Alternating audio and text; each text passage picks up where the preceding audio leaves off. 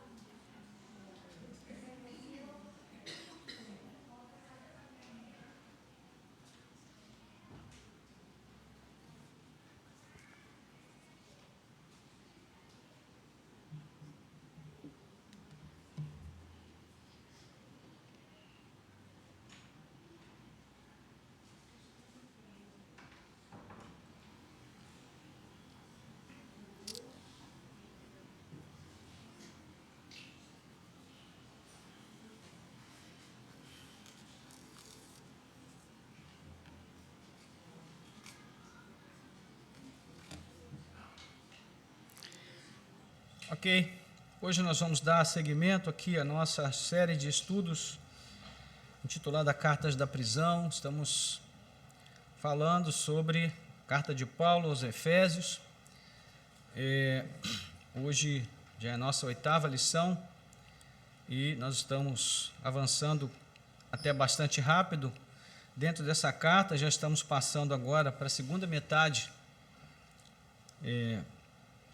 da carta de Paulo aos Efésios e temos aprendido tantas coisas importantes que têm definido ou até redefinido a nossa maneira de enxergar a igreja, o reino de Deus, as nossas próprias vidas, a nossa relação com Deus e tudo mais. Mas antes de entrarmos no texto, eu gostaria de falar sobre um pequeno assunto em relação a um breve tempo aqui, sobre um assunto que tem a ver com a nossa lição de hoje. Está relacionado à questão da adoção. O apóstolo Paulo, ele nos define como adotivos, como filhos adotivos de Deus. E eu acredito que para uma criança seja o momento mais feliz da vida dela quando ela é adotada e levada para um lar onde ela será bem cuidada, alimentada, instruída, onde ela vai encontrar ali um acolhimento necessário para que ela desenvolva as suas potencialidades como uma pessoa capaz. E acredito que deve ser também uma grande alegria para os pais, à medida em que veem aquela criança crescendo ali dentro daquele ambiente seguro, e eles percebem o quanto eles foram instrumentos de Deus para salvar a vida de uma criança, porque basicamente o que a gente percebe, especialmente numa situação como a nossa, uma criança adotada é uma criança salva, basicamente. Mas um dos grandes desafios que existem nesse contexto da adoção é a fase de adaptação, é o processo em que uma criança ou até mesmo um adolescente sai do seu contexto, do seu entorno onde ela vive e vai para uma outra situação, para um outro lar, para uma outra família, para um outro contexto cultural e social, onde ela vai precisar se adaptar. E esse é talvez o momento mais crítico, é esse momento dos primeiros meses, dos primeiros anos de adaptação, que não são fáceis, exigem muito, tanto dos pais quanto da própria criança ou do adolescente, enfim, da pessoa que está sendo adotada. E, de certo modo, o que Paulo vai tratar aqui no capítulo 4 tem um pouco a ver com isso, porque, como já falamos, nós somos filhos adotivos de Deus. E nós viemos de um contexto muito diferente, nós viemos de uma sociedade muito diferente daquela para a qual nós estamos sendo trazidos e na qual nós estamos sendo inseridos. Então, essa nova sociedade, que aqui no texto de Efésios nós temos visto que também é comparada a uma família, requer de nós uma nova postura. E tem aí todo um processo de desafio também envolvido, porque nós precisamos agora nos adaptar a uma nova realidade. Nós saímos de uma situação em que estávamos vivendo perdidos, como ele vai definir aqui no capítulo 2, que nós já estudamos, estávamos mortos em nossas transgressões, em nossos delitos. Isso significa também que nós estávamos vivendo como alguém que vive na orfandade. Jesus definiu assim a situação do homem sem Deus, quando ele diz para os discípulos, pouco antes de se despedir deles e deixar esse mundo, ele disse: não deixarei vocês órfãos. Ou seja, de certa maneira o que Jesus disse é que o homem sem Deus é um órfão, embora ele tenha um pai, uma mãe, biológicos, orgânicos, físicos, embora ele tenha uma família socialmente falando, mas se ele não tem a Deus, se Deus não é o Senhor da sua vida, se Cristo não está na sua vida, ele é um órfão, porque a orfandade maior é aquela que nós observamos na vida de pessoas separadas de Deus. Deus é o nosso Pai por excelência. Na verdade, Ele é o nosso verdadeiro Pai, porque todos os pais que existem nesse mundo acabam derivando a sua função paterna da função paterna de Deus. Então, Paulo agora ele vai mostrar como nós, quanto filhos adotivos, devemos nos comportar dentro dessa nossa nova família, dentro desse nosso novo lar espiritual, para onde nós fomos trazidos desde o momento em que nós fomos adotados por Deus. E isso é basicamente o que define a nossa porção de hoje, como Paulo vai nos ensinar a viver como filhos de Deus dentro dessa nova família. Ok? Então, é sobre isso que a gente vai falar.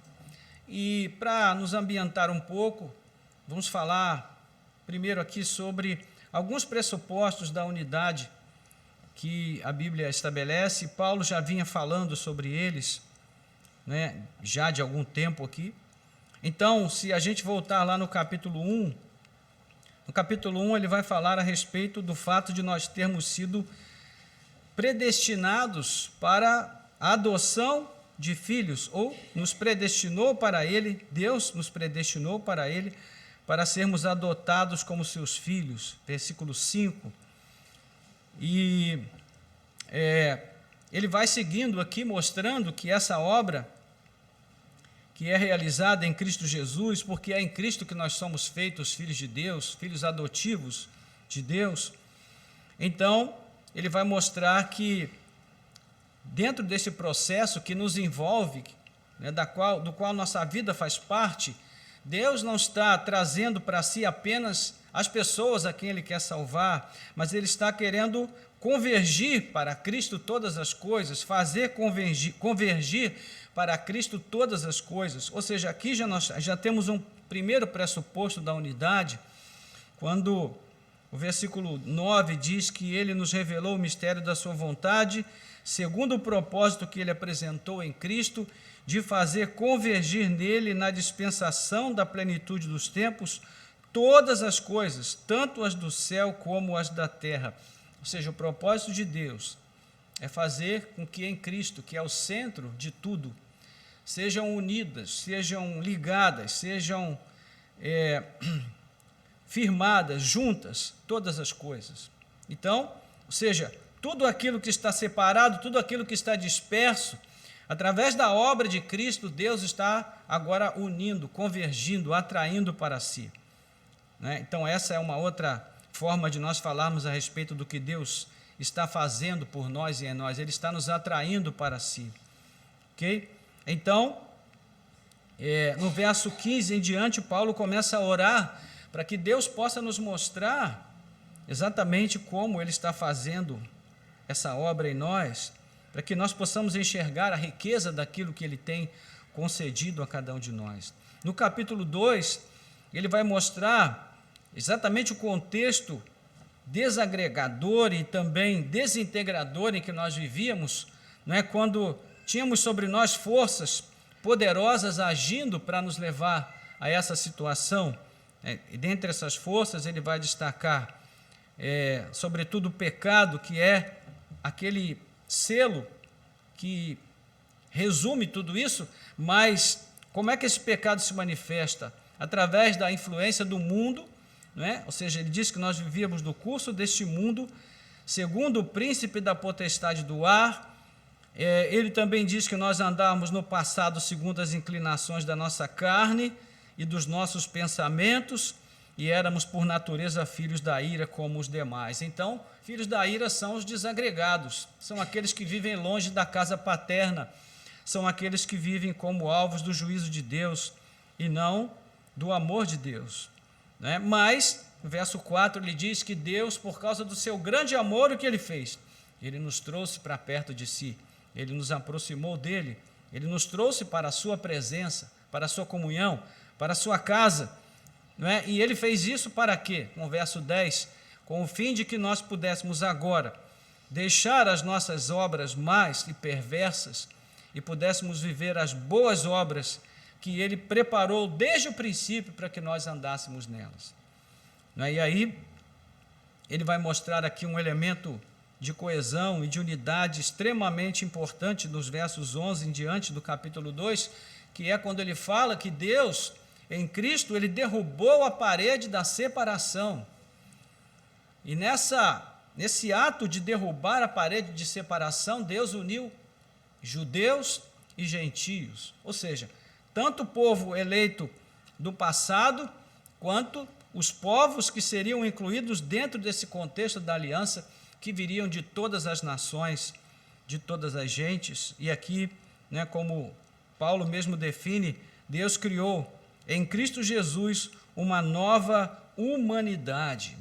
Derrubou a inimizade e criou uma nova sociedade que é chamada de igreja, na qual vivem pessoas de todos os tipos de formação, vindas de famílias das mais diversas, de culturas das mais diversas, tendo formações diversas, opiniões diversas. Então, é nesse sentido que o fundamento da unidade já estava presente aqui, desde do capítulo 1 em diante, não é? E também, ele agora vai falar sobre o contexto da família, do versículo 20, né? Aliás, 19, assim vocês não são mais estrangeiros e peregrinos, mas concidadãos dos santos e membros da família de Deus. Ou seja, agora somos uma família, fazemos parte de uma família, somos membros dessa família, né? E aí, Paulo vai falar sobre isso, e no capítulo 3, ele começa a explicar como essa revelação da salvação aos gentios esteve oculta, mas em Cristo Jesus ela foi revelada, e Paulo se tornou ministro deste evangelho aos gentios, né? Nós vimos no último domingo que ele também ora a esse respeito, pedindo a Deus que mostre aos seus leitores as dimensões desse amor de Cristo no qual nós fomos ligados e constituídos uma só família. Então, é nesse sentido que nós podemos ver aqui como Paulo preparou o terreno para aquilo que ele vai dizer agora no capítulo 4. Ok? Então, além desse contexto imediato, nós temos um contexto bíblico mais amplo, onde Paulo vai mostrar a importância de tudo isso, sobretudo a carta aos Colossenses, né? Se você depois quiser, você pode fazer uma leitura atenta da carta aos Colossenses, e você vai ver onde Paulo fala muito ali, como ele fala muito ali sobre essa questão. Mas, enfim, são pressupostos da unidade. Como é que Paulo, então, começa aqui esse capítulo 4, onde o nosso tema específico é justamente esse, a unidade da fé, a unidade da família de Deus. Ele começa o verso 1 dizendo: por isso eu, prisioneiro no Senhor, peço que vocês vivam de maneira digna da vocação a que foram chamados.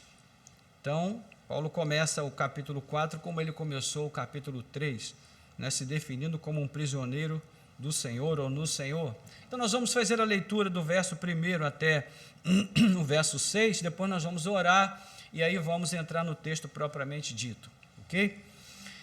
Por isso eu, prisioneiro no Senhor, peço que vocês vivam de maneira digna da vocação a que foram chamados, com toda a humildade, mansidão, com longanimidade, suportando uns aos outros em amor, fazendo tudo para preservar a unidade do Espírito no vínculo da paz. Há somente um corpo e um só Espírito, como também é uma só a esperança para a qual vocês foram chamados, a um só Senhor, uma só fé, um só batismo, um só Deus e Pai de todos, o qual é sobre todos, age por meio de todos e está em todos. Vamos orar, vamos falar com Deus. Nosso Deus e Pai, em nome de Jesus, queremos te agradecer pela tua palavra, pois a simples leitura da tua palavra já nos abençoa. Obrigado pelo privilégio de tê-la aberta diante de nós. Pedimos ao Senhor agora que o Senhor nos instrua e nos guie nesse breve tempo, Senhor, de reflexão na tua palavra, que o teu nome seja glorificado e nós sejamos edificados, fortalecidos, encorajados e esclarecidos, ó Deus, para vivermos de modo mais agradável, temente, ó Deus, e útil a Ti, para a Tua honra e glória. Nós oramos em nome de Jesus. Amém. Ok, irmãos. Então, Paulo define a si mesmo aqui como prisioneiro de Cristo, como ele já havia feito ali no verso 1 do capítulo 3, como acabamos de dizer. Ele se refere ao fato de estar preso por causa do testemunho de Cristo. Esse tipo de sofrimento, né, que Paulo sofre, que ele experimenta na sua própria vida, por causa do Evangelho, se tornou, de certa maneira, uma marca na vida de Paulo, uma marca do seu ministério, e acabou sendo usado em várias cartas como uma maneira de motivar os leitores a se manterem fiéis a Cristo. É interessante como nós percebemos esta maneira diferente que os autores bíblicos tinham de ver o sofrimento. Nós lidamos com o sofrimento sempre de uma maneira muito estigmatizada, né? Como se nós que sofremos, naquele momento de sofrimento, nós estivéssemos passando por um tempo árido porque não estamos bem ou com Deus, ou porque não estamos orando direito, ou porque Deus não está ouvindo as nossas orações, ou porque não temos fé. Ou seja, sempre tem de haver uma razão, né, para o fato de nós estarmos sofrendo, como se nós não vivêssemos num mundo de pecado, num mundo caído, onde sofrimento faz parte da experiência de todos. Então, na verdade, o que nós procuramos é uma maneira de justificar o nosso sofrimento como se fosse algo incomum, algo anormal. Mas não é assim que os autores bíblicos veem o sofrimento. Eles veem o sofrimento, especialmente o sofrimento que é decorrente da nossa vida fiel a Deus, como algo natural, que já era previsto. Jesus já havia falado sobre isso várias vezes. O mundo me odeia, vai odiar vocês também. O mundo me persegue, vai perseguir vocês também. Mas, quando vocês forem perseguidos, não se preocupem, porque o Espírito dará a vocês o que dizer no contexto certo, na hora certa, da maneira certa. Ou seja, já havia uma previsão, né? Então, Paulo, ele também vê dessa forma a nossa experiência de sofrimento no mundo, e ele usa os seus sofrimentos não para buscar a piedade das pessoas ou para entrar naquele processo ali de autocomiseração, né? Como eu sou infeliz, como Deus não me ama, como as pessoas não ligam para mim. Não, ele procurava fazer disso algo útil, não é? Então, por exemplo, em 2 Timóteo capítulo 2, ele diz: quanto a você, meu filho, fortifica-te na graça que há em Cristo Jesus, participe dos meus sofrimentos. Lembre-se de Jesus Cristo ressuscitado dentre os mortos, é por ele que eu estou sofrendo até algemas como malfeitor. Né? Você pode ver depois lá nos versos 1, 3, de 8 a 9, 2 Timóteo 2. Filipenses também ele diz: eu trago no coração, eu os trago no coração, seja nas minhas algemas, seja na defesa do Evangelho, capítulo 1, versículo 7. E ainda, as coisas que me aconteceram têm até contribuído para o progresso do Evangelho, de maneira que toda a guarda pretoriana e todos os demais sabem que estou preso por causa de Cristo, capítulo 1, versos 12 e 13. Então, isso, irmãos, é o que significa ter uma visão ampla dos propósitos de Deus em nossas vidas. Entender que até os nossos sofrimentos servem aos propósitos de Deus. que se nós estamos de fato em Cristo, né, literalmente tudo que nos acontece deve contribuir para glorificar a Deus, o nome do Senhor. E essa deve ser a nossa grande meta, deve ser o nosso grande alvo como cristãos, glorificar ao Senhor em nossas vidas. E é exatamente isso que Paulo procurava fazer, ele procurava viver de modo digno da sua vocação.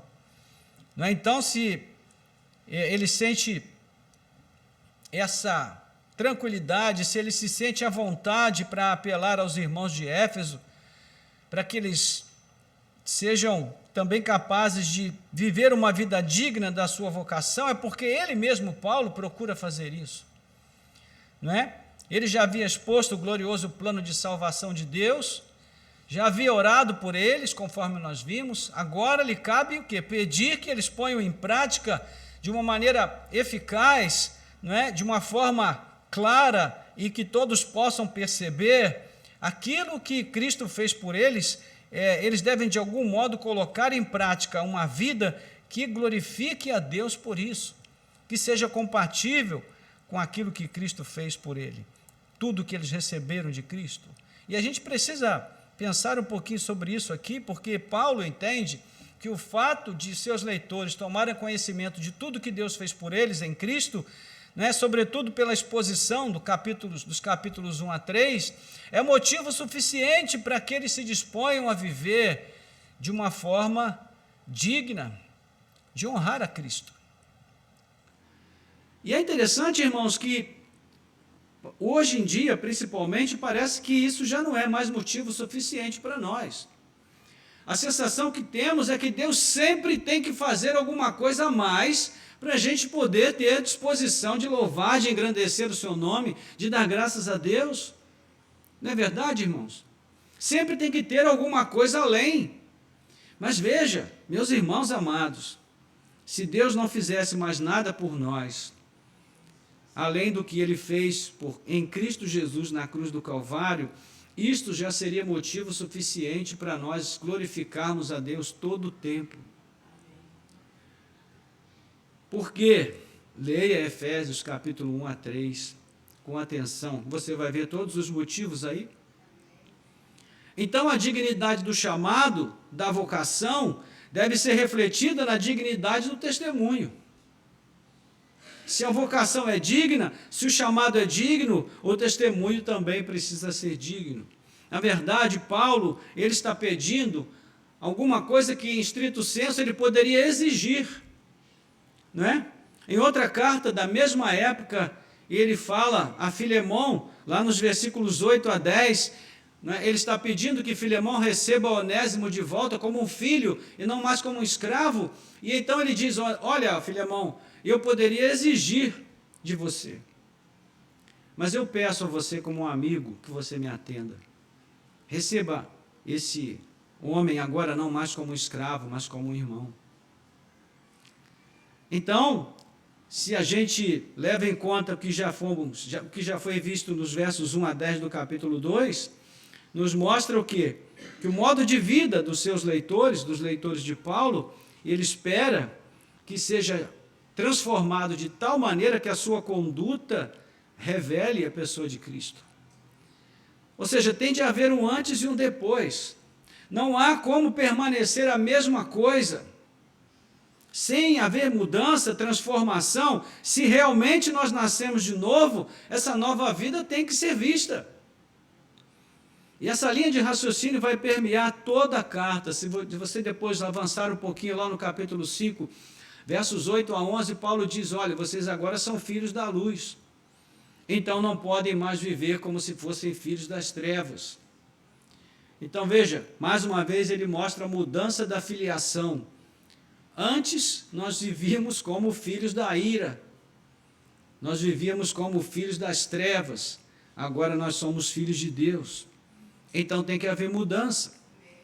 No mesmo contexto aqui, né, ele vai colocar essa petição, né, no mesmo contexto de poder exigir, no mesmo contexto de poder estabelecer isso como um mandamento indiscutível, mas ele pede Peço que vocês vivam de maneira digna da vocação que foram chamados. Então, de novo, a carta aos Filipenses diz praticamente a mesma coisa, só que com outras palavras. Ele diz: acima de tudo, vivam de modo digno do Evangelho de Cristo, Filipenses 1, 27. Então, nos dois casos, o alvo é o mesmo, é estimular o que? A unidade entre os irmãos. Veja aí o verso 3, que ele diz: fazendo tudo para preservar a unidade do Espírito no vínculo da paz. É por isso que suportando uns aos outros é tão importante aqui, no verso 2. E a gente daqui a pouco a gente vai falar sobre isso. Esse tudo que Paulo diz consiste em quê? Fazendo tudo. Fazendo tudo o quê? Esse tudo é o que resume o viver de modo digno da vocação cristã. O processo começa como? Com a transformação da vida em Cristo. Meus irmãos, se uma pessoa não foi transformada por Cristo, ela não consegue viver na igreja. Ela fica ali um tempo, uma semana, um mês, 1 ano, 2 anos, 3 anos, ela se esforça. Mas a boa vontade humana não é capaz de produzir a disposição necessária para se viver na igreja. A vida na igreja é uma vida muito específica. Ela é uma vida que se molda a regulamentos, a princípios, a fundamentos, a normas.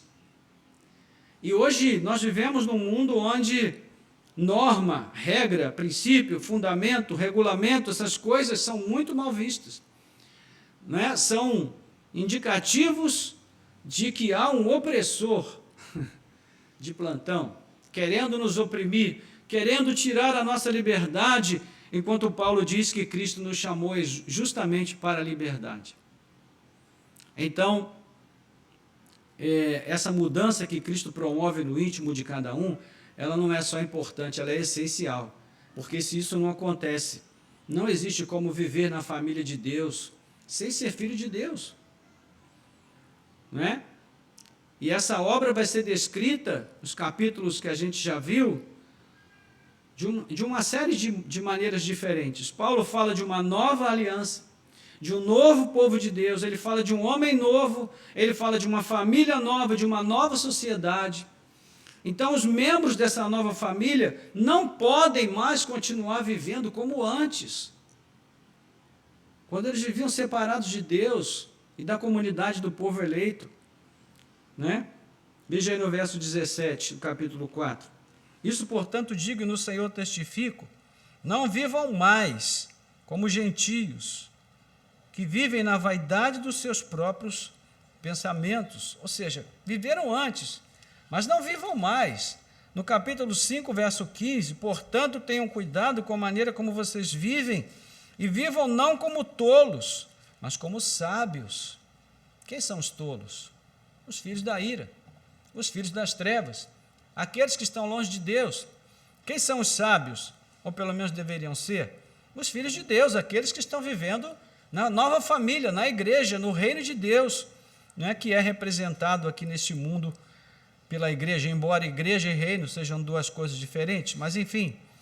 Então, se antes o projeto de vida focava apenas no eu, na minha vontade, nos meus pensamentos, nas minhas opiniões, nas minhas ideias, nos meus achismos, agora não. Agora eu preciso pensar coletivamente, porque eu faço parte de uma coletividade que foi salva em Cristo, e essa coletividade tem um modo específico de vida. Versículo 21 do capítulo 5, sujeitem-se uns aos outros no temor de Cristo. Então, irmãos, o desafio é esse. Nós vivemos, nascemos, fomos criados num contexto onde tudo nos foi ensinado na direção de nós pensarmos apenas em nós mesmos, nos preocuparmos apenas com as nossas próprias necessidades, com as nossas opiniões. Mas, quando nós chegamos na família de Deus, nós precisamos mudar essa perspectiva. essa vida que foi tornada digna pela vocação que Cristo, né, nos concedeu, ela pode ser identificada pela manifestação desse novo modo de viver, dessa nova forma de enxergar a realidade. E isso vai se manifestar por meio de algumas qualidades que são essenciais, né, para que essa vida nova seja comprovada.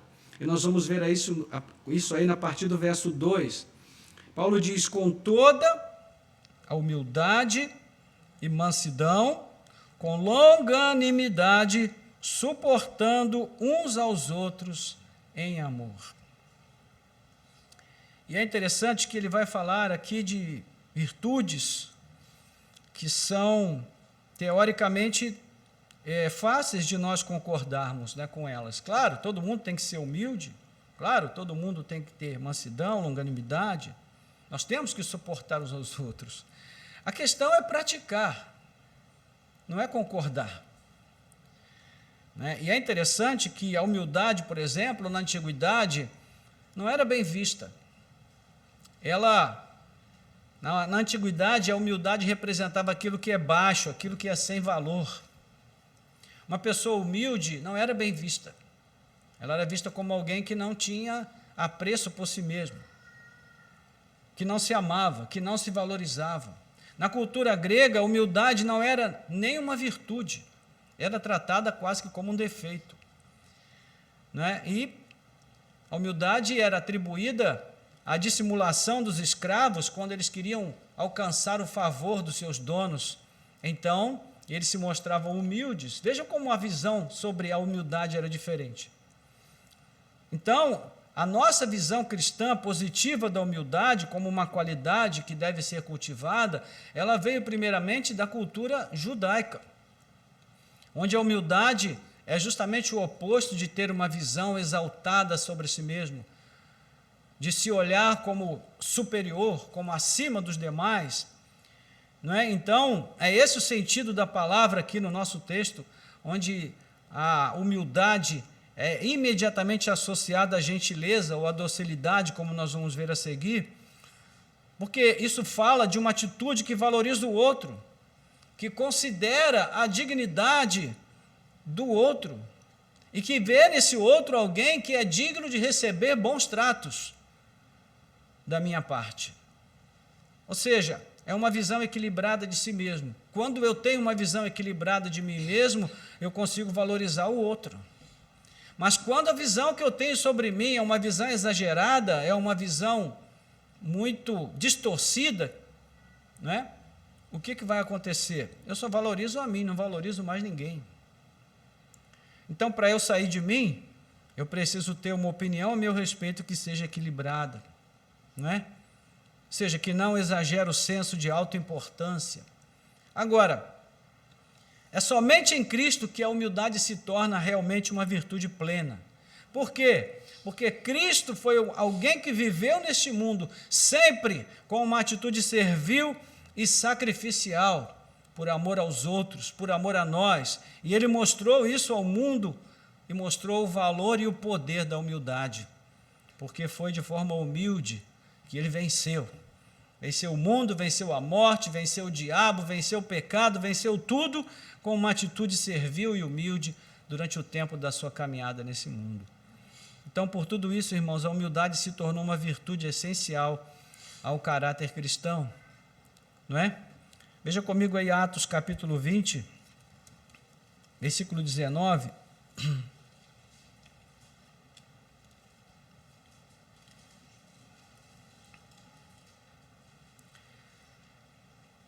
Versículo 18 e 19. Quando chegaram, Paulo lhes disse: vocês sabem como me conduzi entre vocês em todo o tempo, desde o primeiro dia em que entrei na província da Ásia, servindo ao Senhor com toda humildade, com lágrimas e com provações que me sobrevieram pelas ciladas dos judeus.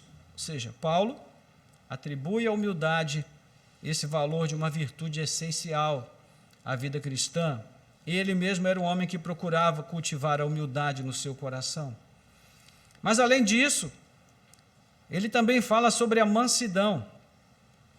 E a palavra usada aqui é praetes, que, embora a Bíblia traduza, né, recorrentemente por mansidão, a nossa versão, né, a NVI traduz por docilidade, e a NIV, que é a tradução em inglês da NVI, ela traduz por gentileza, como um sentido próximo de polidez, ou seja, é a tradução que se aplica melhor à parceria que Paulo faz da humildade, né? A humildade combina com a gentileza, com a docilidade, com a polidez, no sentido que o autor quer dar ao texto. Então é interessante considerar que a palavra gentileza tem origem no termo gentilis, que quer dizer,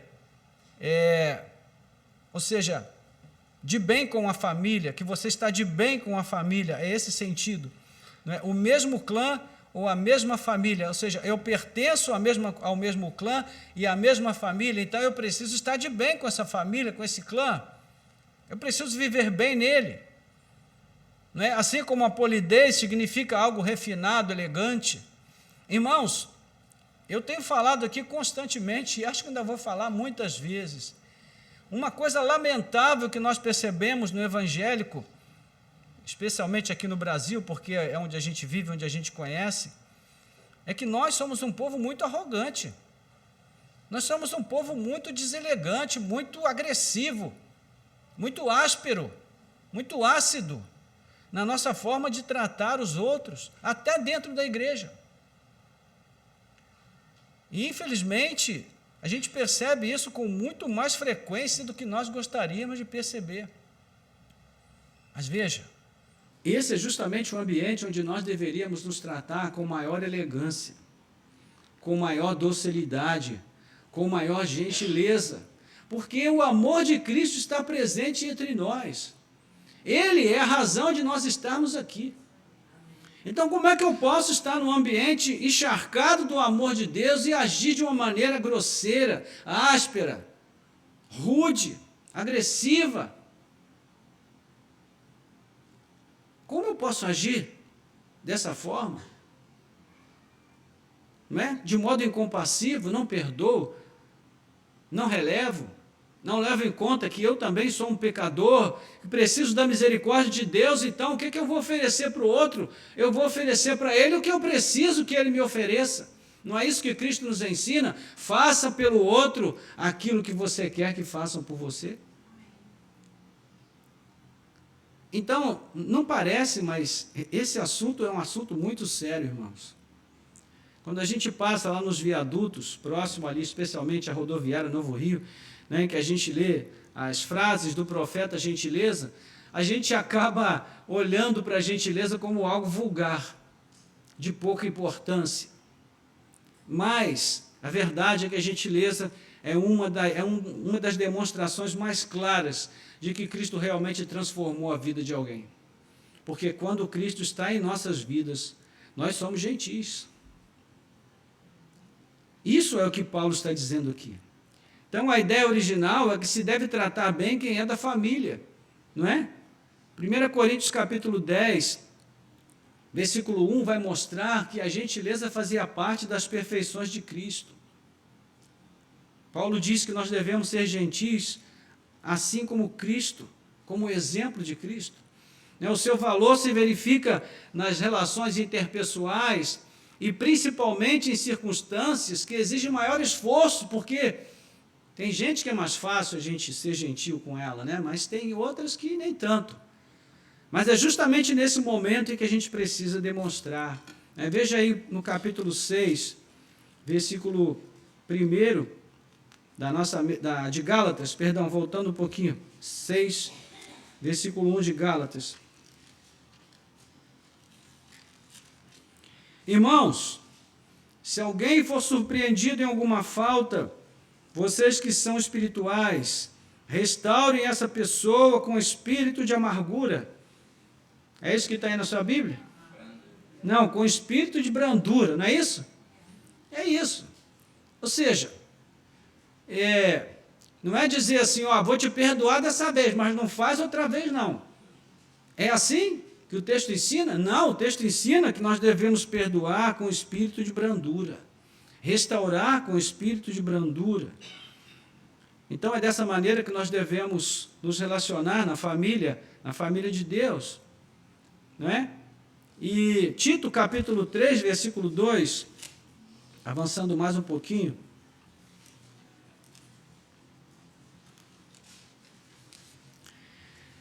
que não difame ninguém, que sejam pacíficos, cordiais, dando provas de toda a cortesia para com todos. Paulo aqui usa a palavra cortesia, que é um sinônimo de gentileza, cordialidade, docilidade, amabilidade, brandura. São todos da mesma família, que mostram como nós devemos lidar com os nossos irmãos de uma maneira cristã. 1 Pedro capítulo 3, versículo 16.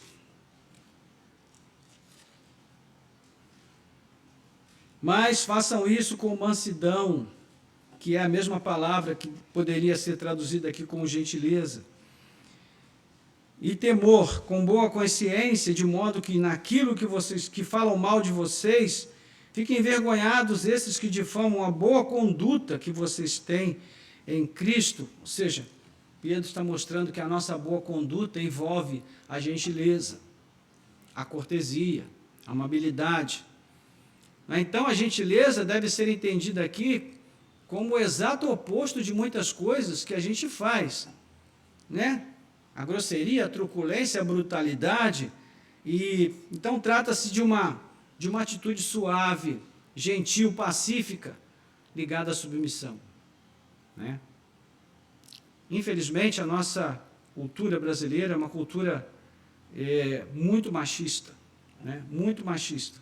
Então, se nós não devemos dar asas ao feminismo, muito menos ao machismo, porque qualquer ismo geralmente deve ser evitado, né? Especialmente no tocante a essas questões. Então, infelizmente, quando você fala para as pessoas que elas devem se tratar de forma amável, pacífica, suave, elas olham para você como se você fosse um extraterrestre. Que isso? Está dizendo que eu não... Não, eu sou macho, eu tenho cabelo no peito, eu sou um cara que cuspo fumo de rolo no chão, eu não posso tratar as pessoas com amabilidade, não tem esse negócio comigo não. Irmãos, a gente vai ver que Paulo fala sobre isso aqui, dizendo que já é hora de crescer, né? De deixar essas bobagens, essas coisas de criança e adotar uma postura adulta. Isso não tem a ver só com o espírito cristão e a maneira como nós devemos lidar com a igreja. Isso aqui, irmãos, tem a ver com ser humano, com ser uma pessoa, com ser gente. Então, antes de tudo, a gentileza é o fruto do Espírito, né? Gálatas 5, 23. Portanto, deve ser algo desejado, buscado em oração. Nós não nascemos gentis, nós nascemos truculentos, porque o pecado desfigurou a nossa natureza dessa forma. Então, nós precisamos aprender isso com Deus e crescer à medida em que a graça toma conta dos nossos corações. Ele também fala da longanimidade, da paciência. A própria palavra, para você falar longanimidade, se você falar rápido, você tropeça, né? Tem muita gente que fala longanimidade, porque fala rápido. Então, até para você falar longanimidade, você precisa falar calmamente, pacificamente, né? Parcimoniosamente, longanimidade. Até a palavra já pressupõe paciência, né? Ânimo longo. Ou seja, então, já fica muito claro do que Paulo está falando aqui. É uma virtude que precisa ser compreendida e posta em prática em todos os momentos. Por isso a Bíblia fala de Deus como alguém longânimo. Salmo 86, versículo 15, Romanos 2, versículo 4, 1 Pedro 3, versículo 20. Deus é longânimo, Deus é paciente. E ai de nós se não fosse, né?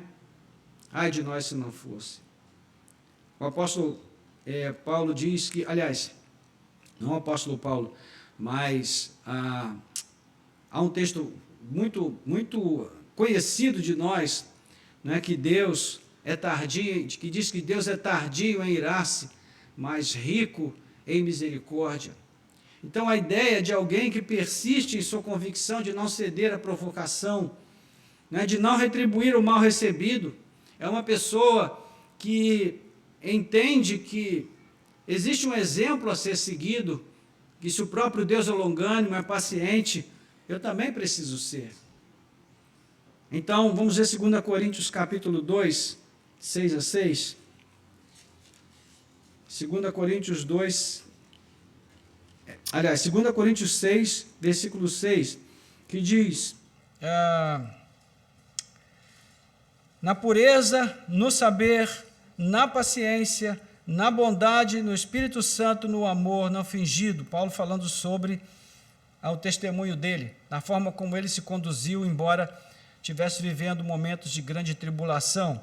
2 Timóteo capítulo 3, versículo 10. 2 Timóteo 3, versículo 10.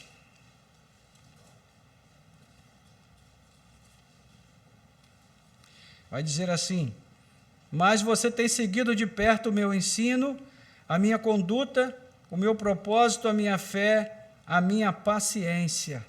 Ou seja, a paciência faz parte também das características do apóstolo Paulo como um cristão, como um servo de Deus. Não é? Então, isso é essencial. Essencial, inclusive, para nós alcançarmos a herança que nos aguarda. Hebreus capítulo 6, versículo 12, vai falar daqueles crentes do passado que pela paciência herdaram as promessas. Então, ser longânimo quer dizer ter convicções, né, que nos fazem seguros, a ponto de não sermos facilmente tirados do equilíbrio. E, de novo, temos esse exemplo máximo na pessoa de Cristo. 1 Pedro 2, 23, que diz: pois ele, quando insultado, não revidava com insultos, quando maltratado, não fazia ameaças, mas se entregava àquele que julga retamente. Ou seja, quando nós sofremos um agravo, ao invés de nós retrucarmos, de nós revidarmos, nós entregamos a Deus. E por fim, ele fala sobre a tolerância, não é? No verbo suportar, quando ele diz suportando uns aos outros em amor. Esse último sinal de virtude, né, ele está aqui porque é como se fosse um fechamento que Paulo está fazendo. E nós precisamos ter muito cuidado com a palavra tolerância, porque nesses últimos tempos ela tem sofrido muita violência, se tornou quase um clichê. E é interessante que ela foi tão repetida e ela é tão mal utilizada que hoje já não olhamos com tanta simpatia para a palavra tolerância. Inclusive tem um livro bem interessante, né, do reverendo falecido, saudoso reverendo S. Sproul, que escreveu sobre isso. Ele fala sobre a intolerância da tolerância. É interessante como ele mostra, né, como a palavra tolerância se tornou uma forma de expressar intolerância. Então, assim, os intolerantes, eles usam a tolerância para nos forçar a admitir aquilo que para nós é inadmissível. E quando nós não admitimos, eles nos chamam de intolerantes. Mas intolerantes são eles que não toleram a nossa diferença no modo de pensar. Percebe? Então, as palavras são usadas, né, muitas vezes, dependendo do interesse daquele que diz as palavras.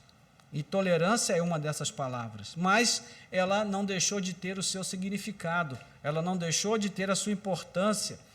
Então, embora hoje em dia qualquer opinião contrária, divergente, seja taxada de intolerância, a verdade, irmãos, é que essa dificuldade de lidar com o diferente, ela está presente em todos nós e ela se manifesta também na igreja.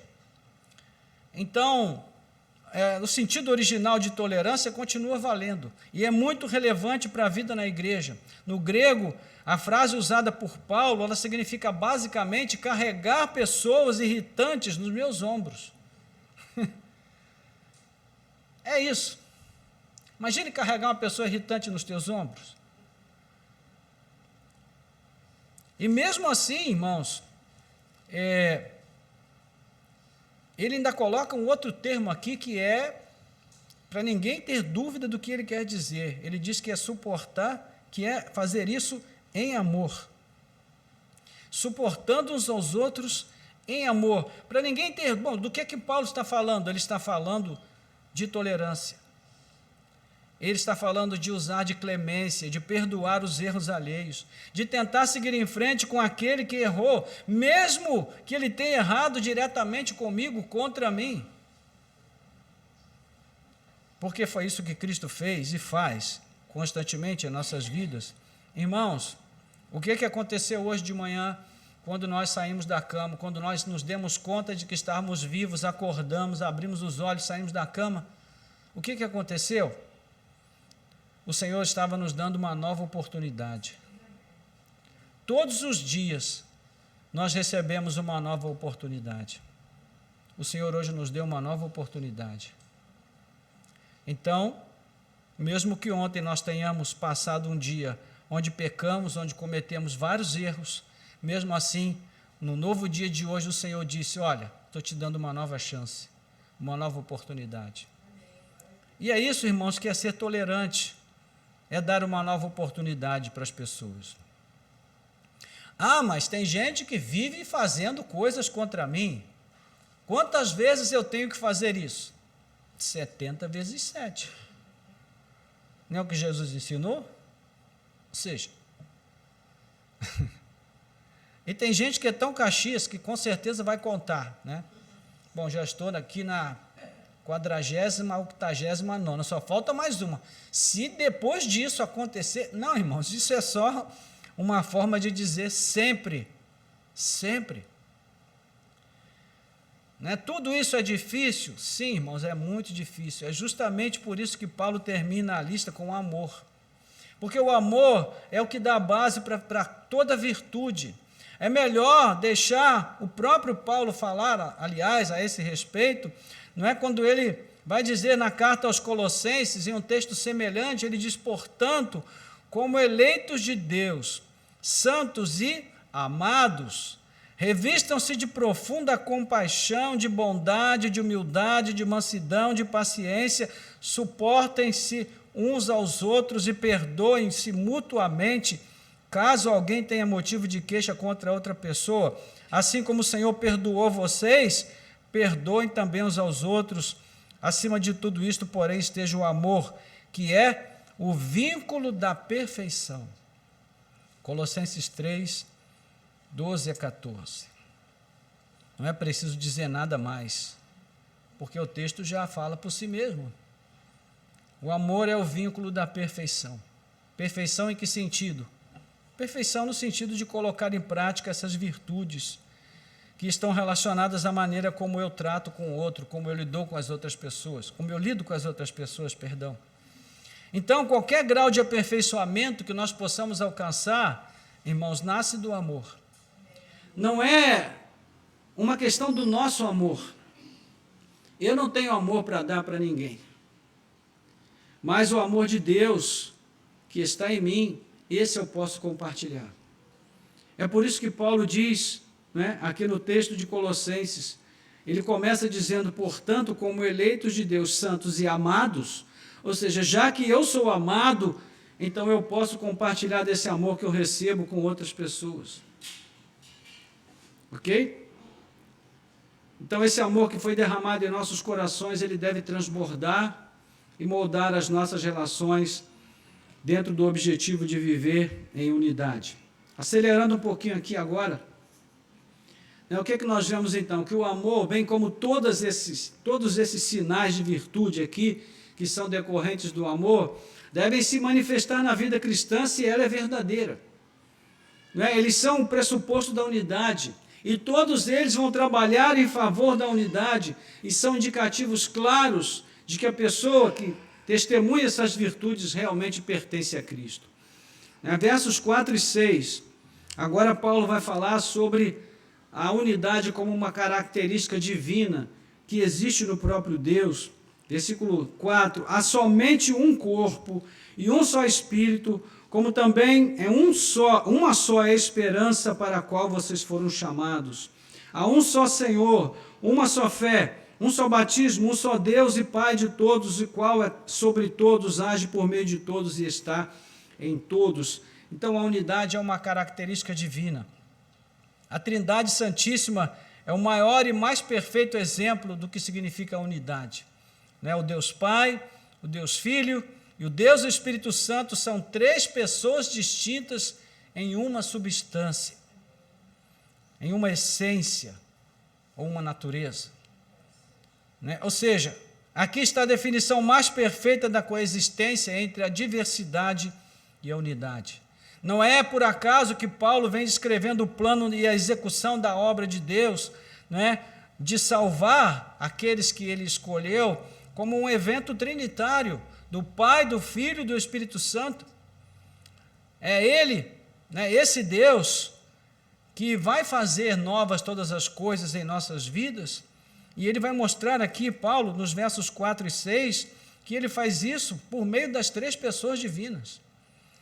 Por 7 vezes ele utiliza o numeral 1, ele vai dizer, somente um corpo, um só Espírito, uma só esperança, uma só fé, um só Senhor, um só batismo, um só Deus e Pai de todos, sobre todos, age por meio de todos e está em todos. Irmãos, isso daqui não é por acaso, não é uma coincidência que o texto foi construído dessa forma, que ele foi escrito dessa maneira. Existe um propósito aqui. Paulo quer chamar a atenção, para que, mesmo numa leitura rápida do texto, é claro que a gente percebe que há a intenção de Paulo aqui, quando ele quer frisar a importância da unidade como algo que está ligado à própria natureza de Deus. Podemos ver um esquema bem definido aqui nesse sentido. Ele mostra um corpo, um Espírito, uma esperança. Em outra carta, ele fala do Espírito como ponto que liga os crentes no corpo de Cristo. Capítulo 12, versículo 13 do livro de 1 Coríntios, quando ele fala que nós somos batizados em um só Espírito. É o mesmo Espírito que nos une à pessoa de Cristo. Por outro lado, o Espírito é o penhor da herança de todos aqueles que esperam em Cristo. Efésios 1, versículo 14, conforme a gente já viu. Ele diz, há um só Senhor, uma fé, um só batismo. Em Cristo nós somos justificados mediante a fé. Capítulo 5, verso 1 de Romanos. Ele ordenou um só batismo em nome do Pai, do Filho e do Espírito Santo, como sacramento de entrada no reino para todos os que creem. Mateus 28, 19. E ele é um só e o mesmo Senhor de todos. A autoridade que está sobre nós é a autoridade do mesmo Senhor. As responsabilidades que temos como parte do corpo de Cristo advém de uma só cabeça, que é o próprio Cristo. Ou seja, nós estamos servindo debaixo do mesmo senhorio, portanto, estamos debaixo de uma mesma orientação, de uma mesma diretriz, de uma mesma direção espiritual. Portanto, não há sentido em vivermos divididos. E, por fim, todos os cristãos se dirigem a Deus como o seu único Pai.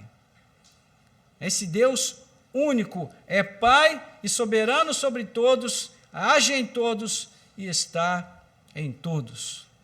Então, o vínculo que nos une aqui, ele vem da própria pessoa de Deus.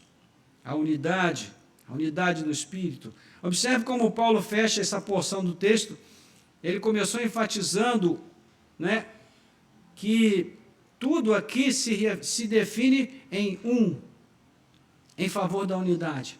Agora ele fecha dando ênfase no todos, que estão ligados em apenas um, que é Deus, e esse esquema não deixa nenhuma margem de dúvida do motivo que ele está trazendo aqui, do tema que ele está trazendo aqui. Porque tudo se orienta para uma direção, a vivência cristã em amor, em graça, em unidade.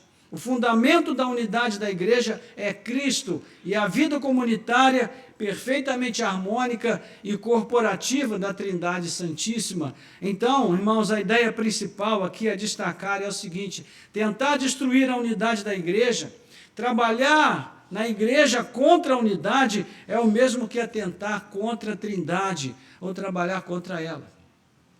Veja como isso é grave, como isso é sério e é importante. Então, nós vamos entrar agora nos versos 7 a 12. Eu estou correndo um pouco aqui porque a hora também está correndo.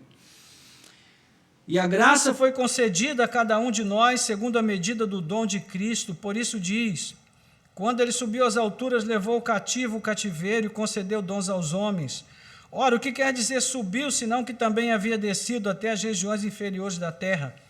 Aquele que desceu é também o mesmo que subiu acima de todos os céus, para encher todas as coisas. E ele mesmo concedeu uns para apóstolos, outros para profetas, outros para evangelistas e outros para pastores e mestres, com vista ao aperfeiçoamento dos santos, para o desempenho do seu serviço, para a edificação do corpo de Cristo.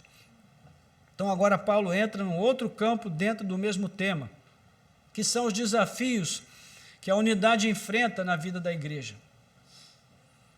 São 3 desafios básicos, e ele vai tratar nessa sessão do primeiro desafio, e na próxima ele vai tratar dos outros 2. Então, o primeiro desafio que a igreja enfrenta no esforço de manter a unidade é uma espécie de fogo amigo. O que é fogo amigo? Fogo amigo é um eufemismo que é usado para descrever o ataque que parte de um amigo, contra nós. A igreja sofre desse problema quando os seus membros, por causa dos dons e das virtudes que eles têm, começam a se voltar uns contra os outros. Já viu isso? Aqui no Brasil não acontece isso, mas lá fora, em outros países, isso é muito comum. Aqui não, aqui os crentes são cordiais, amáveis, gentis uns com os outros. Não tem esses problemas. Mas lá fora, em outros lugares, as pessoas até brigam por conta de posição na igreja. Os que falam em línguas acham que os que não falam são menores, inferiores. Os que profetizam acham que os que falam em línguas não têm um dom completo porque eles não profetizam. E é uma guerra, é uma coisa, uma fogueira de vaidades muito grande. Então, as pessoas começam a disputar umas com as outras sobre a importância que elas têm e o destaque que elas merecem. E às vezes a gente faz isso até de modo imperceptível, até de forma inconsciente. Paulo vai explicar mais uma vez qual é a finalidade dos dons que Deus concede à igreja. Mas antes de fazer isso, ele vai falar sobre a diversidade da igreja. E novamente o texto traz a ideia de contraste. Ele iniciou a sessão anterior enfatizando a expressão e terminou destacando a palavra todos. O Pai de todos, que é sobre todos, age por meio de todos e está em todos. Agora ele inicia essa sessão falando da graça que foi concedida a cada um. Versículo 7, que a gente já leu. A graça foi concedida a cada um de nós. Não é interessante, irmãos? A palavra de Deus é extraordinária, porque ela, além de ser um texto rico no sentido espiritual, doutrinário, teológico, ela ainda é rica na maneira como é proposta, como é escrita. Tem poesia, tem uma gramática muito elaborada, tem um texto muito bem construído, tem uma intenção clara por trás de tudo aquilo que é produzido. Então, a Bíblia é admirável por todas essas razões. E não é à toa que foi inspirada pelo Espírito Santo, não é verdade? Então, Paulo anuncia o que está envolvido aqui na diversidade. Ele explica que a unidade não significa uniformidade. E para que haja unidade, na verdade, é fundamental haver diversidade. Uma frase que é atribuída a Isaac Newton diz o seguinte: a unidade é a variedade, e a variedade na unidade é a lei suprema do universo. Bom, eu não sou físico, não sei quais são as implicações mais profundas dessa afirmação, mas eu posso entender aqui o seguinte, e tem a ver com a unidade, que a interação das diferenças é que promove a perfeição, que promove a harmonia e promove a beleza. Nosso universo é extraordinariamente perfeito, é harmônico e é belo. E ele é assim, porque ele é diverso. É extraordinário isso, né, irmãos? Então, Paulo está dizendo aqui que Deus não pretende que nós sejamos iguais em tudo, que nós falemos as mesmas coisas sempre, da mesma maneira. Ele quer que em tudo nós sejamos guiados a um propósito supremo, que é glorificar o nome do Senhor no nosso testemunho, por meio de uma vida que expresse as perfeições de Deus, não é? A sua perfeita harmonia dentro da Trindade bendita, que é revelada na harmonia com que a igreja vive. A beleza da vida cristã como um exemplo da beleza de Deus e da criação de Deus, uma vida pacífica, engajada e mutuamente comprometida, ou seja, uma vida que vive em unidade, que é vivida em unidade. Não é? Então, os dons nascem da graça, e não há nada mais contraditório que usar os dons sem ter a graça como a força e o elemento moderador no uso dos dons. Ok? Por isso, irmãos, às vezes, é melhor a gente não falar, ainda que a gente tenha o que falar, se nós sentirmos que a nossa palavra pode trazer desorientação, pode trazer fragmentação, pode trazer desunião, conflito. Entende? Então, isso é muito mais difícil para aquelas pessoas que têm sempre uma verdade a dizer, né? Mas a liga que nos mantém comprometidos uns com os outros é a graça de Deus. O contrário seria o mesmo que usar os dons para atentar contra a graça, e isso é inadmissível. E para fortalecer a argumentação, Paulo vai usar 3 características dos dons espirituais. Primeiro, ele diz que eles são dados por Cristo, versículo 11, e ele mesmo concedeu, ou seja, Cristo é quem concedeu os dons espirituais.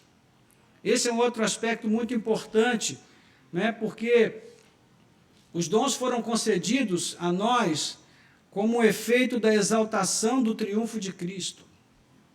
E Paulo cita o Salmo 68, quando ele vai dizer, quando ele subiu às alturas, ele levou o cativo o cativeiro e concedeu dons aos homens.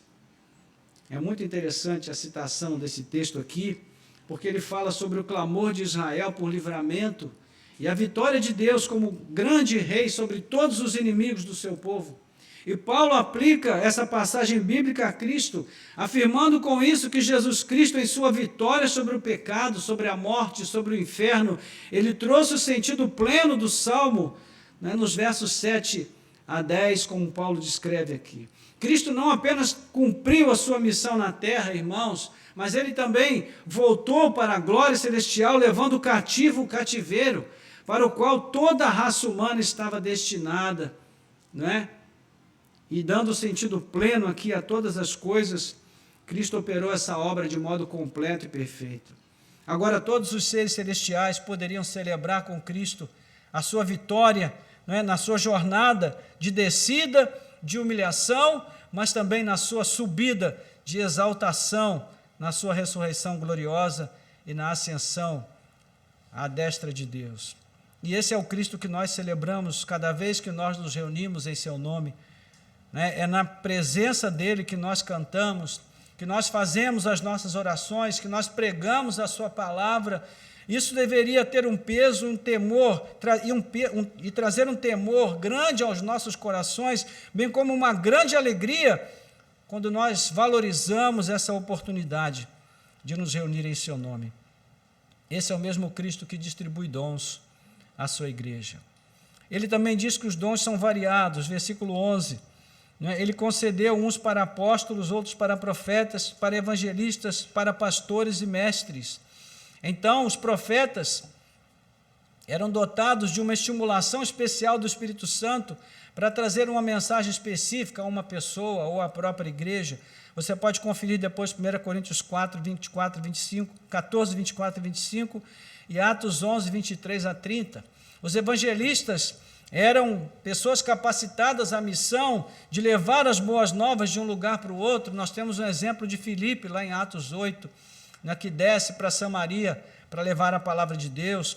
Pastores e mestres eram especialmente dotados no serviço de instruir a igreja, de guardar o povo de Deus, o bem-estar do povo de Deus, defendendo dos lobos, que Paulo vai dizer em Atos 20, que já se levantavam contra a igreja, evitando também a proliferação de erros doutrinários, teológicos, ministrando a palavra de Deus com correção, com integridade.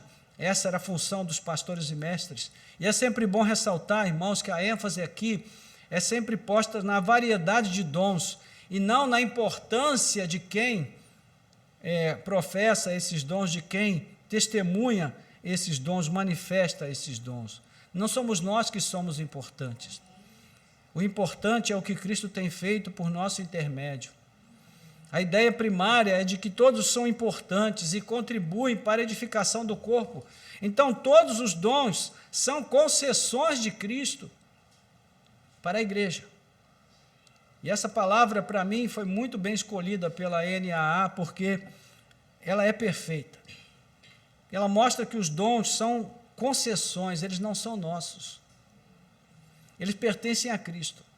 E Ele nos concede fazer uso desses dons para promover o seu reino, para fazer a sua obra. Mas eles são dele. Veja que é isso que ele mostra no verso seguinte aqui, verso 12, quando ele mostra que há uma finalidade para o uso dos dons, há uma função, com vistas ao aperfeiçoamento dos santos para o desempenho do seu serviço, para a edificação do corpo de Cristo. Irmãos, o trabalho dos pastores e mestres, o trabalho daqueles que recebem dons na igreja, é contribuir com o aperfeiçoamento dos santos para o desempenho do seu serviço. Ou seja, os dons nos são dados para nosso aperfeiçoamento, a fim de que nós sirvamos a Deus. Essa é a função dos dons. Então, nós não podemos pedir dons a Deus para vivermos inchados, recebendo coroas e medalhas. Cada dom que a gente recebe uma medalha. Não. Não somos rabugentos, ávidos por medalhas o tempo todo. Quem nunca assistiu Dick Vigarista não vai entender o que eu estou falando aqui, mas você ainda tem uma oportunidade. Então, é porque tinha um personagem que adorava me receber medalhas, tá? Depois você pode assistir no canal desse aí de flashback de desenhos. Mas, enfim, nós não podemos, irmãos, viver aqui na expectativa de receber um tapinha no ombro toda vez que a gente faz algo bom ou certo. E, infelizmente, isso também é algo que acontece com muita frequência. E aí, quando não é feito, a pessoa fica murchinha lá no canto, você vai falar, o que aconteceu? Eu fiz isso, mas ninguém reconheceu, ninguém falou nada, ninguém me elogiou, ninguém disse, ninguém falou. É bom, irmãos, é por isso que nós devemos ser gentis, porque a gentileza também nos leva a reconhecer o mérito daquilo que foi feito em nosso benefício. E faz parte da gentileza e da boa educação a gente chegar e dizer, irmão, obrigado, porque você fez algo que me abençoou muito, foi muito bom e que Deus continue te usando, te abençoando. Mas nem sempre a gente está atento para fazer isso. E quando não acontece, irmãos, nós devemos entender que tudo que nós fazemos para a glória de Deus. Então, percebe como o ambiente da igreja deveria ser um ambiente de paz, de tranquilidade, sem afetação. Porque às vezes parece que nós somos um bando de afetados, tudo tem que ter uma explicação, tudo tem que ter um porquê, tudo tem que ter uma justificativa, alguém tem que se consertar com a gente sempre, porque todos erram com a gente, e a gente não erra com ninguém. Ou seja, esse ambiente saudável que Paulo espera que ocorra, né, nós recebemos dons para que isso aconteça. E nós precisamos colocar esses dons em prática. Não é? Então, ele diz aqui, para o desempenho do seu serviço, para a edificação do corpo de Cristo. Nós temos um serviço a fazer. Você tem um serviço a fazer, eu tenho um serviço a fazer. E nós precisamos descobrir quais foram os dons que Deus nos deu, qual é a ação, qual é o grupo, o meio em que eu posso estar inserido e ali eu vou servir melhor a Deus. É isso que eu preciso descobrir. Então é algo que deve ocupar a minha mente, com o que eu devo me preocupar, não é? Então, avançando mais um pouco, aí versos 13 a 15, ele vai dizer, até que todos cheguemos à unidade da fé, do pleno conhecimento do Filho de Deus, ao estado de pessoa madura, à medida da estatura da plenitude de Cristo, para que não mais sejamos como crianças, arrastados pelas ondas e levados de um lado para o outro por qualquer vento de doutrina, pela artimanha das pessoas, pela astúcia com que induzem ao erro, mas seguindo a verdade em amor, cresçamos em tudo naquele que é a cabeça, Cristo. Então veja, o que Paulo está dizendo aqui? Ele está falando, olha, para haver unidade é preciso haver maturidade. É muito coerente, né, irmãos? Muito coerente o texto. Para haver unidade é preciso haver maturidade. Essa palavra maturidade talvez defina tudo o que está sendo dito aqui, porque todas as outras coisas vão convergir para a maturidade, vão ser uma demonstração da maturidade com a qual nós já fomos alcançados, né? É muito interessante isso. Veja comigo em 1 Coríntios capítulo 13, 1 Coríntios capítulo 13, eu não ia citar essa referência não, mas acho que ela é importante aqui.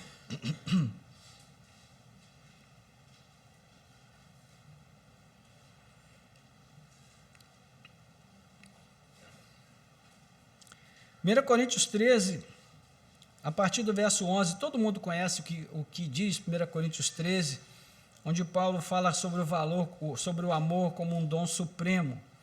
E é nesse contexto que ele diz, quando eu era menino, falava como menino, sentia como menino, pensava como menino. Quando cheguei a ser homem, desisti das coisas próprias de menino. Ou seja, Paulo está usando aqui uma metáfora que mostra que quando nós somos crianças, quando nós somos meninos, é próprio de nós agir de determinada maneira que os adultos não aprovam, mas eles entendem porque nós somos meninos.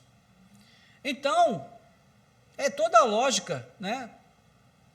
O que é incompreensível é um adulto querer que uma criança seja um adulto.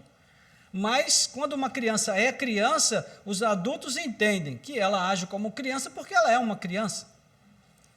Mas, se essa criança cresce, se torna um adulto e continua a agir como criança, aí causa estranheza. Aí dificulta para a gente entender, porque como é que pode um adulto agir como uma criança? Não é normal isso. Não é saudável. Significa que essa pessoa tem alguma limitação importante e que em algum momento o seu crescimento físico aconteceu, a revelia do seu crescimento emocional, espiritual. E aí, muitas vezes, é preciso a ajuda profissionais que possam, né, dar o suporte àquela pessoa para que ela consiga crescer, porque é normal que todo mundo cresça, é o que se espera, não apenas fisicamente, mas também emocionalmente, espiritualmente. E é isso que Paulo coloca aqui. Ele usa de novo essa imagem aqui do menino, da criança, e ele usa um exemplo para nós, aliás, um padrão, uma meta, que é a estatura da plenitude de Cristo.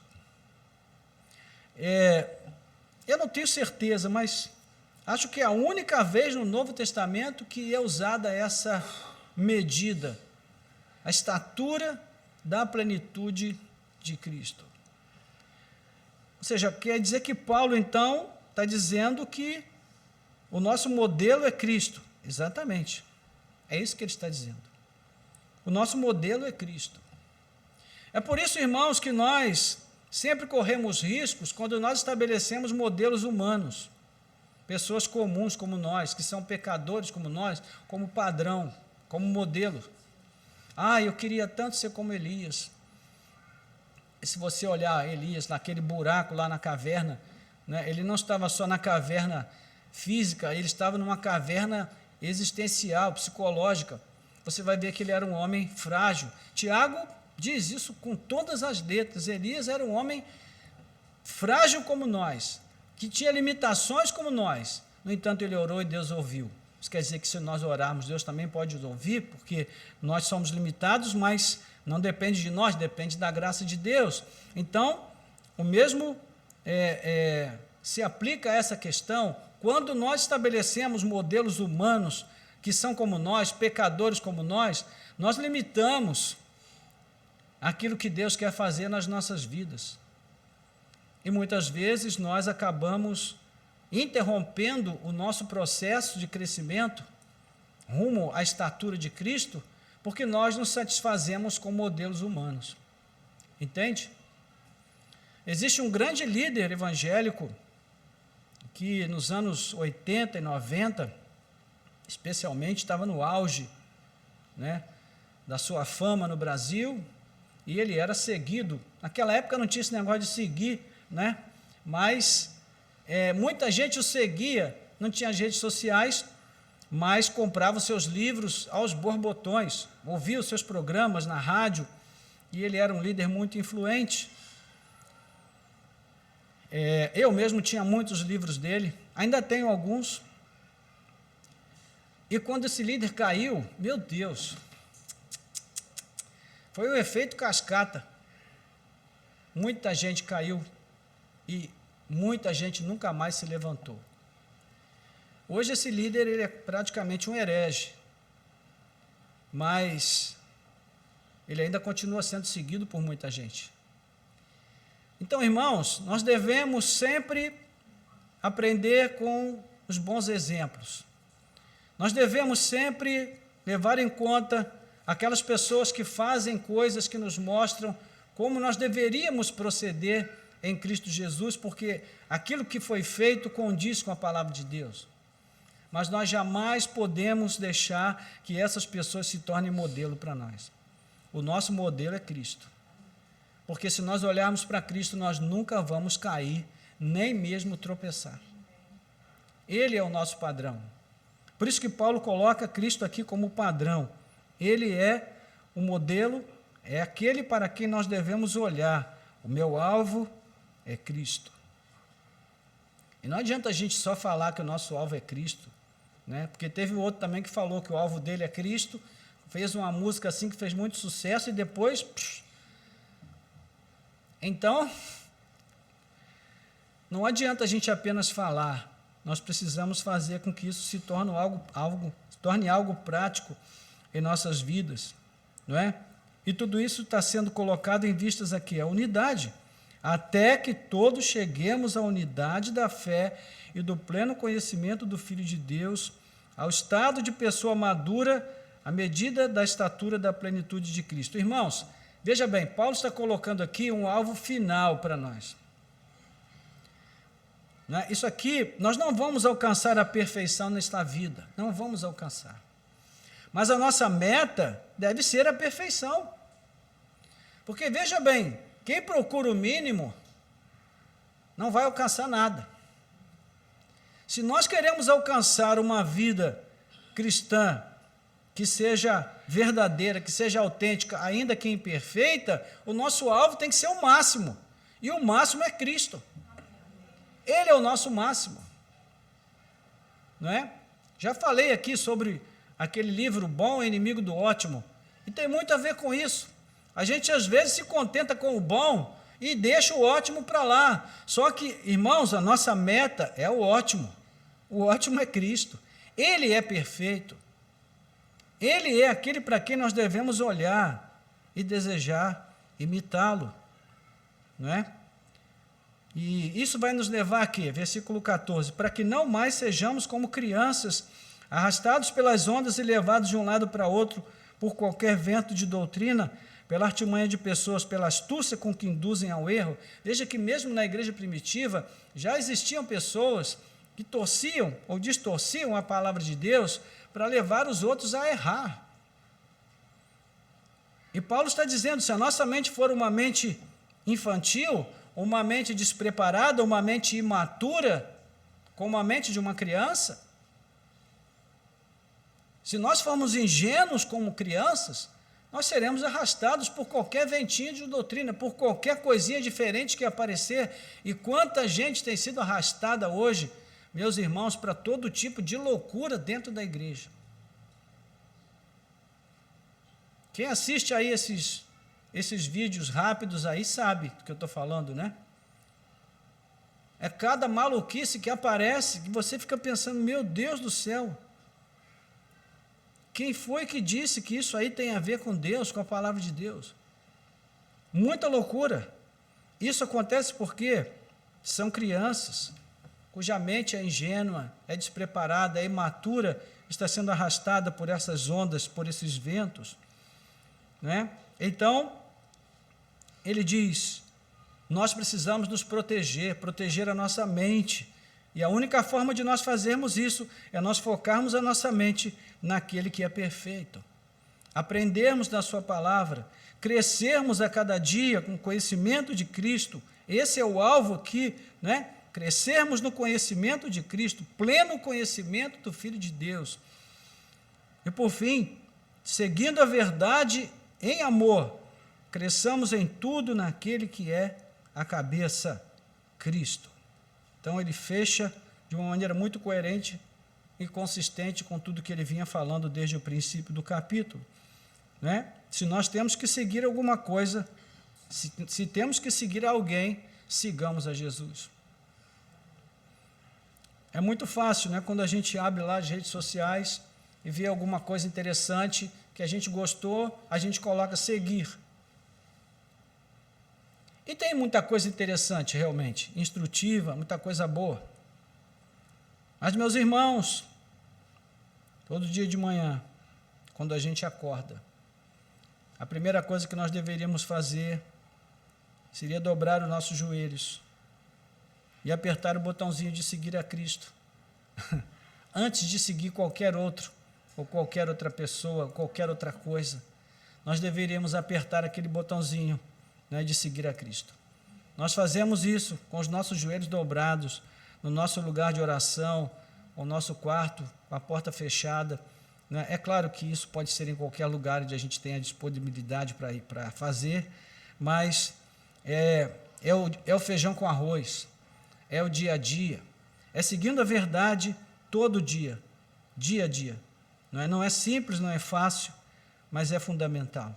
Essa semana assisti uma fala do pastor Augusto Nicodemos, que pode ser interpretada de muitas maneiras, mas eu interpretei de um modo muito positivo. Ele disse, irmãos, o nosso grande desafio durante o curso da nossa vida neste mundo é a obediência. É a obediência em detrimento ao que está acontecendo ao nosso redor. É a obediência em detrimento às circunstâncias que nos cercam. Então, mesmo que eu não sinta nada, mesmo que eu não sinta arrepios, mesmo que eu não sinta uma voz, que eu não ouça uma voz do céu falando algo no meu coração, mesmo que eu não sinta nem vontade de orar, mesmo que eu não sinta nem vontade de ler a Bíblia, eu preciso obedecer, porque é isso que Deus espera de mim. E Ele disse, muitas vezes a gente não sente vontade de orar, a gente não sente vontade de ler a Bíblia, a gente não sente vontade de ir à igreja, a gente não sente vontade de prestar culto a Deus, mas ainda assim nós precisamos fazer, porque foi para isso que nós fomos chamados. E qual é o resultado de tudo isso, irmãos? Vem a conclusão. Ele falando de Cristo, de quem todo o corpo, bem ajustado e consolidado pelo auxílio de todas as juntas, segundo a justa cooperação de cada parte, efetua o seu próprio crescimento para edificação de si mesmo em amor. Você percebeu quantas vezes ele usa a expressão em amor? Muitas vezes. Porque o amor, como nós lemos lá no texto de Colossenses, é o vínculo da perfeição. Então, tudo deve ser feito em amor. O que não é feito em amor vira arrogância, vaidade, orgulho, egocentrismo, legalismo e outros ismos, né, conforme a gente colocou no início, que na maioria das vezes são sempre prejudiciais. Então, que nós possamos crescer em Cristo Jesus a cada dia, seguindo a verdade, para que nós façamos parte desse corpo e nós contribuamos para que ele esteja bem ajustado e consolidado, que nós possamos fazer com que nossa vida seja um auxílio, seja uma parte dessa cooperação justa, para que o corpo seja edificado e o nome do Senhor seja glorificado. E assim, nós edificamos a nós mesmos e aos outros, no amor de Deus que está em Cristo Jesus. Amém, irmãos? Isso daqui é basicamente aquilo que nós sempre falamos em relação a exercícios físicos, né? Paulo está dizendo aqui que o corpo, se ele estiver bem ajustado, consolidado, por todo o auxílio de cada parte, que contribui para o todo, ele cresce, né? E isso também tem a ver com o que a gente diz sobre exercícios físicos. Muita gente hoje procura as academias, né, para fazer exercícios físicos por diversas razões. A maioria delas talvez não boas razões, mas muitos por boas razões. Mas às vezes, embora essas pessoas procurem a academia para fazer o exercício, elas não têm boa alimentação, não cuidam da saúde, não fazem consultas regulares ao médico, não procuram se orientar antes de fazer o exercício para saber de que maneira, né, com que carga ela pode suportar, de que maneira ela pode fazer aquele exercício sem oferecer risco à sua saúde, ao seu bem-estar. E é por isso que tem muita gente que, ao invés de melhorar, piora. Então, o que Paulo está dizendo aqui é algo semelhante. Se nós queremos que a igreja cresça, se nós queremos que a igreja seja edificada, se nós queremos que a igreja seja fortalecida, que seja uma boa igreja, que ofereça segurança para nós, que ofereça uma boa palavra, que ofereça um culto avivado, nós precisamos fazer parte disso, irmãos. Não adianta só a gente querer e desejar e não fazer aquilo que é necessário para que a coisa realmente aconteça. Nós precisamos contribuir. Então, a pergunta que eu deveria fazer não é: vou ficar nessa igreja ou procuro outra? A pergunta que nós deveríamos fazer é: o que eu posso fazer para tornar a minha igreja o lugar que eu quero que ela seja? Essa deveria ser a minha pergunta. Porque é isso que Paulo está colocando aqui. O que eu posso fazer para que a minha igreja seja o lugar que eu quero que ela seja? Esse é o ponto. Amém? Vamos orar, vamos falar sobre isso com Deus. Nosso Deus e Pai, graças te damos pela Tua palavra que tem trazido desafios aos nossos corações nesta manhã mais uma vez. Pedimos ao Senhor que o Senhor nos dê graça, que o Senhor nos ajude para que os alvos estabelecidos aqui pelo apóstolo Paulo sejam alvos que também são nossos. Que nós desejemos, ó Deus, buscar a prática da humildade, ó Deus, da gentileza, da amabilidade, da longanimidade, da tolerância. Que nós procuremos colocar em prática os dons espirituais que Cristo nos concedeu, com vistas ao aperfeiçoamento, Senhor, dos santos, de todos nós, da Tua obra, dos nossos irmãos, da igreja a qual fazemos parte, a fim de que nós possamos avançar, ó Deus, e dentro desse processo de aperfeiçoamento, nós possamos realmente experimentar um crescimento saudável. Que o nosso alvo seja Cristo, que Ele seja o nosso padrão, que Ele seja o nosso exemplo, que Ele seja a meta a ser alcançada, alcançar a estatura de Cristo, o seu amor, a sua graça, a sua obediência, as suas perfeições, a sua dedicação, a sua entrega, a sua vida sacrificial, a sua vida de serviço. Pai amado, que estes sejam os nossos alvos nesta vida, para que nós possamos deixar para trás as coisas de crianças, as coisas de meninos, e crescermos, e conosco a Tua igreja também crescer, de tal maneira que nós possamos, ó Deus, cooperar da melhor forma que pudermos, para transformar a igreja a qual pertencemos, a igreja local, ó Deus, numa expressão viva de Cristo e da vontade de Cristo para a glória do Seu nome. Que nós possamos contribuir, dar a nossa parte, ó Deus, oferecer os dons que o Senhor nos concedeu e colocá-los à disposição, para que esse corpo bem ajustado, consolidado pelo auxílio de todas as suas partes, cresça, Senhor, não apenas numericamente, mas acima de tudo cresça em conteúdo, cresça em substância, para que se torne um lugar saudável, um lugar que gera vida e transformação na experiência de todos aqueles que por aqui chegarem. Ó Deus, nós te pedimos e entregamos nas Tuas mãos as vidas de cada um de nós. Oramos para que o Senhor, ó Deus, desperte os nossos corações para esse fim, que nós possamos nos voltar para isso, desejosos de viver uma vida em unidade, para que o Teu nome seja glorificado na nossa comunhão. Nós te pedimos e agradecemos, em nome de Jesus. Amém. Amém. Glória a Deus.